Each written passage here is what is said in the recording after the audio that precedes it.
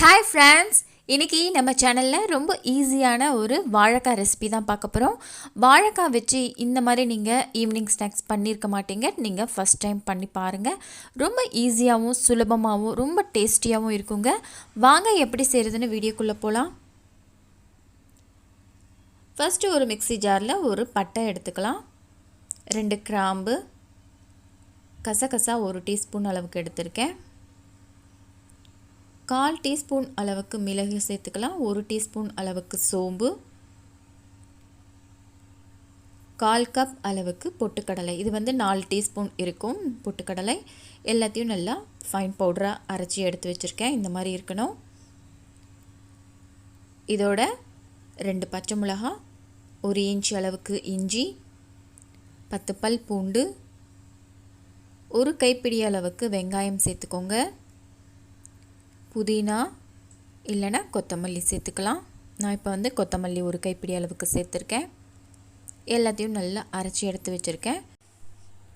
குக்கரில் 2 வாழைக்காவை 3 விசில் போட்டு நல்லா வேக வச்சு எடுத்து வச்சுருக்கேன். நல்லா ஆறுனதுக்கப்புறமா தோலை உரிச்சிடுங்க. தோலை உரித்து நம்ம இதை துருவ தான் போகிறோம்.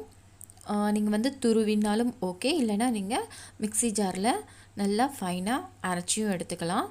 நான் துருவி எடுத்திருக்கேன். எல்லாத்தையும் நான் துருவி எடுத்திருக்கேன். பாருங்கள், நிறையாவே இருக்குது. 2 வாழைக்காய்க்கு நிறையாவே இருக்குது.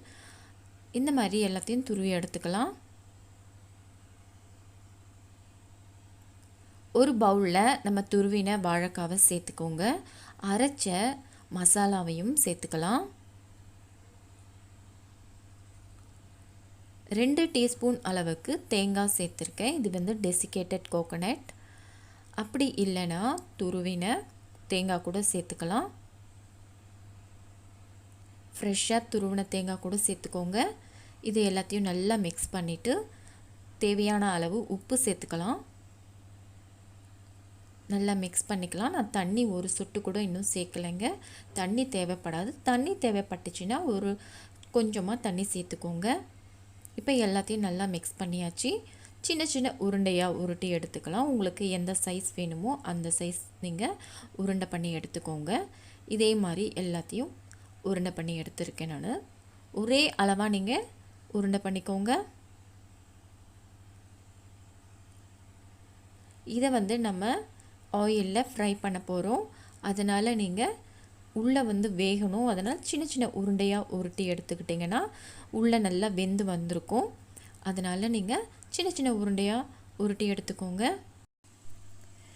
எனக்கு 2 வாழைக்காய்க்கு 20 உருண்டை கிடச்சிருக்குங்க. இப்போ எண்ணெயில் ஃப்ரை பண்ணி எடுத்துடலாம். நல்ல மிதமான தீயில் வச்சுக்கோங்க. ஹை ஃப்ளேமில் இருக்கக்கூடாது. ஃபஸ்ட்டு நீங்கள் உருண்டை பண்ணதை ஃபஸ்ட்டு போட்டு பாருங்கள். எண்ணெயில் போட்ட உடனே பிரியாமல் வரணும். பிரிஞ்சு வந்ததுன்னா திரும்பியும் நீங்கள் 1 டீஸ்பூன் அளவுக்கு கடலை மாவு இல்லைன்னா பொட்டுக்கடலை மாவு சேர்த்துக்கலாம்.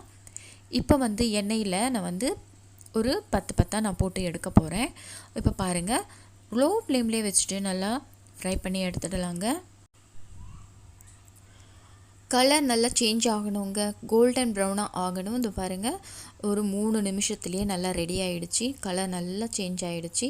உள்ளெல்லாம் நல்லா வெந்து நல்லா கிறிஸ்பியாக வந்திருக்கு பாருங்கள். இந்த டைமில் நம்ம எடுத்துடலாம் எல்லா உருண்டைகளையும்.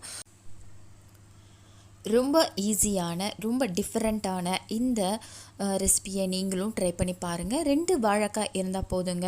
நீங்கள் வேக வச்சு நம்ம இந்த மாதிரி ஈவினிங் ஸ்நாக்ஸ் மாதிரி பசங்களுக்கு செஞ்சு கொடுக்கலாம். எப்போவுமே ஒரே மாதிரி தான் செஞ்சு கொடுப்போம் பசங்களுக்கு. வாழைக்காய் பொரியல், வாழைக்காய் சிப்ஸ் இந்த மாதிரி தான் செய்வோம். ஒரு வாட்டி இந்த மாதிரி டிஃப்ரெண்ட்டாக ஒரு ஈவினிங் ஸ்நாக்ஸ் செஞ்சு கொடுக்கலாம்.